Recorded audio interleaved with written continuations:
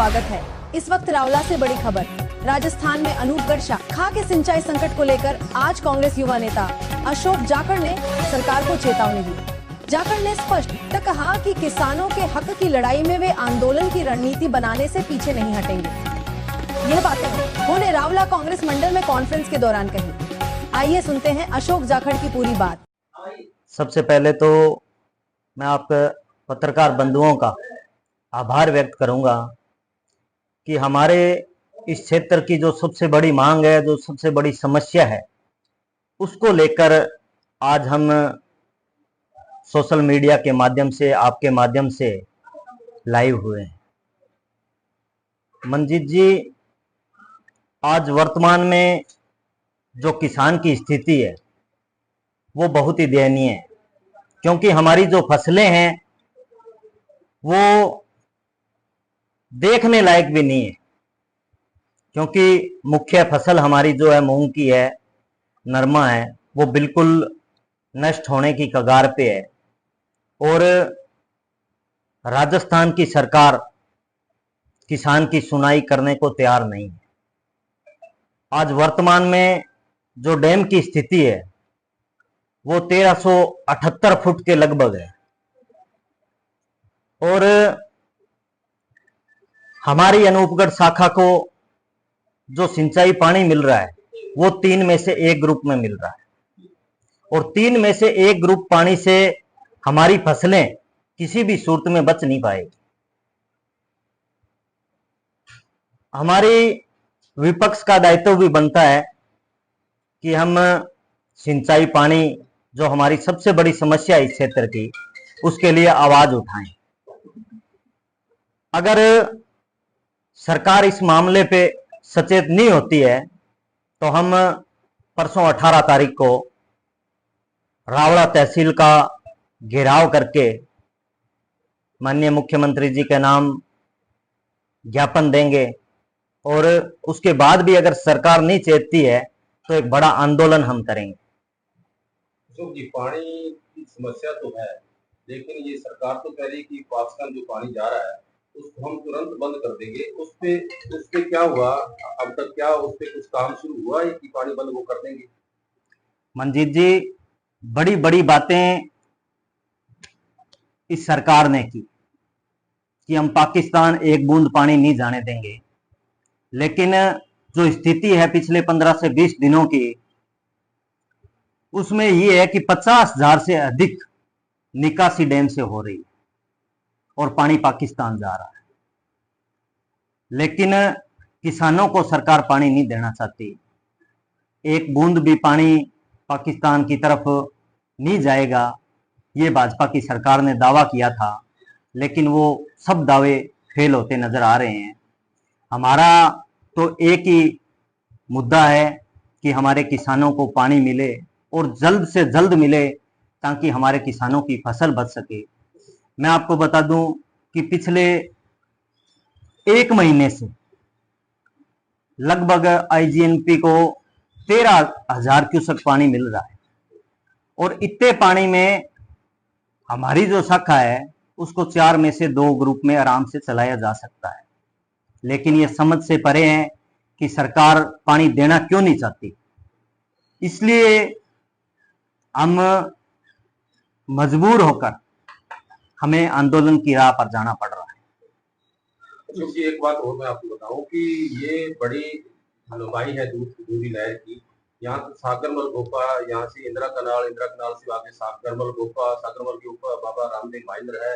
ये बाड़मेर की बाउंड्री तक क्रॉस हो जाती है, तो लपालप नहर तो चल रही है। तो फिर आज जो रेगुलेशन बनाया उसमें इतनी अंतर क्यों आ गया? क्या उन लोगों को पानी ज्यादा देने की कोई स्थिति है या इधर के नेता कमजोर है, ऐसा कुछ लग रहा है?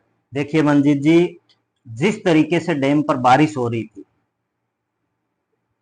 विपक्ष को ही नहीं पूरे आमजन को यह उम्मीद थी कि जो अब रेगुलेशन बनेगा उसमें हमें 4 में से 2 ग्रुप में पानी मिलेगा। लेकिन किसान की उम्मीदों पर पानी तब फिरा जब इस सरकार ने रेगुलेशन बनाया, और वो रेगुलेशन बनाया 3 में से 1 ग्रुप का। मैं आपके माध्यम से, लाइव के माध्यम से किसान साथियों से निवेदन करता हूं कि जो हमारे डैम की स्थिति है आज 1378 फुट है, और 1999 के लगभग 1405 फीट के लगभग डैम भरे जाते थे।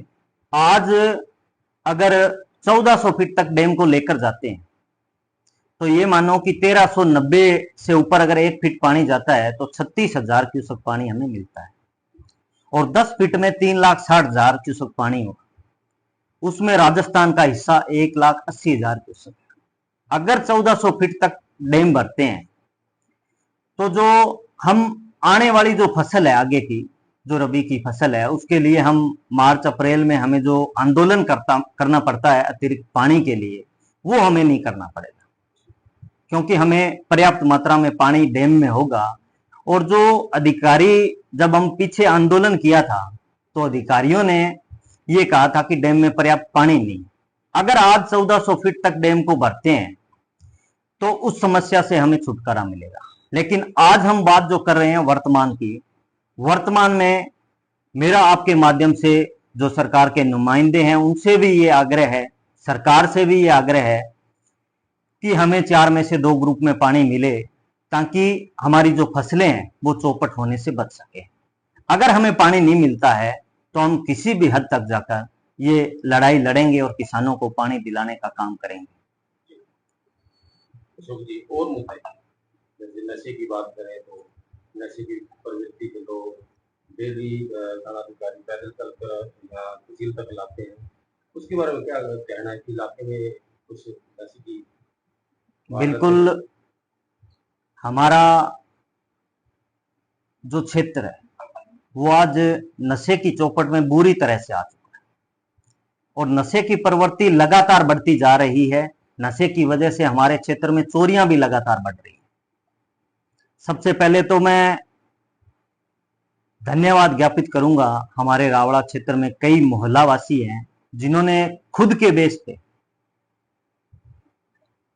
अपने मोहल्ले को बचाने का एक मुहिम शुरू की है। रात्रि में उनके द्वारा गश्त होती है और अच्छी पहल उन्होंने की है, उसके लिए भी मैं उनका धन्यवाद ज्ञापित करूंगा। लेकिन इसमें एक मुद्दा और आता है।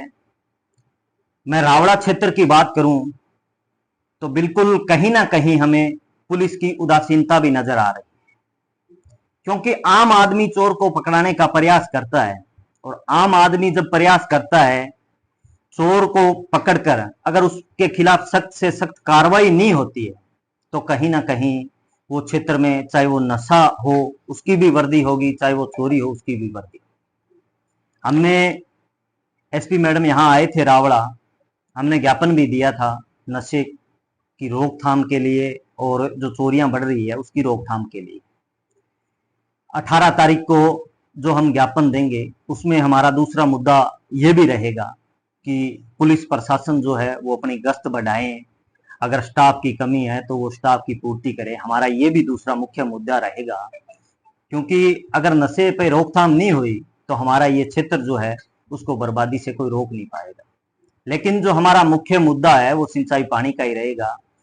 आपके माध्यम से सभी किसान, व्यापारी, मजदूर साथियों से, जो भी सामाजिक संगठन है, उनसे मेरा यही निवेदन है कि आप आने वाली 18 तारीख को 10 बजे तहसील परिसर के आगे ज्यादा से ज्यादा संख्या में पहुंचे, ताकि जो हम हमारे पेट की जो लड़ाई लड़ने जा रहे हैं उसमें हमें कामयाबी मिले। और जो आज राजस्थान की सरकार में बैठे हैं जो जनप्रतिनिधि हैं, उनसे भी मेरा ये निवेदन है कि ये कोई पार्टी की लड़ाई नहीं है, ये हमारी पेट की लड़ाई है। हम सब मिलजुल कर वो अपने स्तर पे प्रयास करें।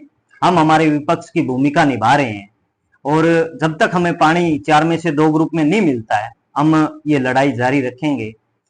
और मेरा सभी किसान साथियों से, व्यापारी साथियों से, सामाजिक संगठनों से मेरा निवेदन है कि 18 तारीख को आप ज्यादा से ज्यादा संख्या में तहसील परिसर 10 बजे पहुंचें, ताकि हम जो ये लड़ाई लड़ने जा रहे हैं उसमें हमें कामयाबी मिले। मनोहर जी, क्या कहना चाहोगे जो 18 तारीख को ऐलान करते हैं और उसमें किसान संगठन, कांग्रेस पार्टी और जो आम गांव में प्रचार करोगे? बिल्कुल प्रचार करेंगे। अगर 18 तारीख को पहले तो हम तहसील का घेराव करेंगे और ज्ञापन देंगे 4 में से 2 क्यूसेक पानी चलाने के लिए। अगर हमारी मांग नहीं मानी गई तो उस दिन हम कड़ा फैसला लेंगे। कांग्रेस पार्टी इसको मजबूती से किसान और नौजवानी की आवाज को उठाने का काम करेगी और 18 को हम कड़ा फैसला लेंगे। कई बार पार्टियों की वजह से लोग जुड़ नहीं पाते, जैसे आप कह रहे हो कांग्रेस पार्टी के लिए, तो बीजेपी वाले नहीं आएंगे या अन्य पार्टियां नहीं आएंगी, इसके लिए आप क्या करोगे?